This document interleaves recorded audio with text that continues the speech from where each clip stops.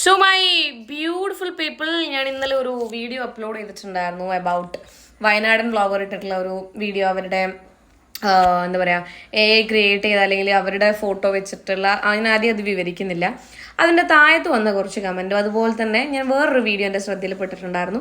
അതിൽ ആ ഒരു വ്യക്തി പറയുന്നത് എന്താണെന്ന് വെച്ച് കഴിഞ്ഞാൽ, സോഷ്യൽ മീഡിയേൻ്റെ അകത്ത് രഹസ്യമായിട്ട് വെക്കേണ്ട സാധനങ്ങളൊക്കെ രഹസ്യമായിട്ട് വെക്കാത്തത് കൊണ്ടാണ് ഇങ്ങനെ സംഭവിച്ചിട്ടുള്ളത്, എന്നിട്ട് വന്നിരുന്ന് മൂങ്ങിയിട്ട് കാര്യമൊന്നുമില്ല എന്നുള്ളൊരു സാധനം. ഇപ്പം ഞാൻ കല്യാണം കഴിഞ്ഞൊരു വ്യക്തിയാണ്, എനിക്ക് എൻ്റെ ഹസ്ബൻഡിനെ കെട്ടിപ്പിടിച്ചൊരു ഫോട്ടോ ഇടാൻ പറ്റില്ലേ? എലീനെ പേടിച്ച് ഇല്ലം ചുടണമെന്നാണോ നിങ്ങളൊക്കെ പറഞ്ഞു വരുന്നത്? അപ്പം അത് കണ്ടിട്ട്, അല്ലാണ്ട് ഈ കുഞ്ഞു കുട്ടികൾക്ക്, ഈ 8ലും 4ലും 5ലും പഠിക്കുന്ന കുട്ടികൾക്കുള്ള ലൈംഗിക ദാരിദ്ര്യമല്ല നിങ്ങളെ വിഷയം. ഇവർ പോസ്റ്റ് ഇട്ടതാണ് നിങ്ങളെ വിഷയം. അപ്പം ഞാൻ എൻ്റെ ഒരു കാര്യം ഞാൻ പറയട്ടെ. എൻ്റെ പ്രൊഫൈലിൻ്റെ അകത്ത് നിങ്ങൾക്ക് അങ്ങനെയുള്ള ഒരു വീഡിയോസോ ഫോട്ടോസോ ഒന്നും തന്നെ കാണാൻ വേണ്ടി പറ്റില്ല. എൻ്റെ ഫോട്ടോസ് വന്നിട്ടുണ്ട് ഇതുപോലെ മോർഫ് ചെയ്തിട്ട് വർഷങ്ങൾക്ക് മുന്നേ. ഞാൻ കേസ് ഫയൽ ചെയ്തൊരു സാധനമാണത്. അപ്പോൾ അതെങ്ങനെയാണ് വന്നത്? അതെന്തുകൊണ്ടാണ് വന്നത്? സോഷ്യൽ മീഡിയയിൽ നോർമലി ഉള്ള ഫോട്ടോ അപ്ലോഡ് ചെയ്തതുകൊണ്ടോ? അപ്പം പിന്നെ സോഷ്യൽ മീഡിയ എന്തിനാണ്?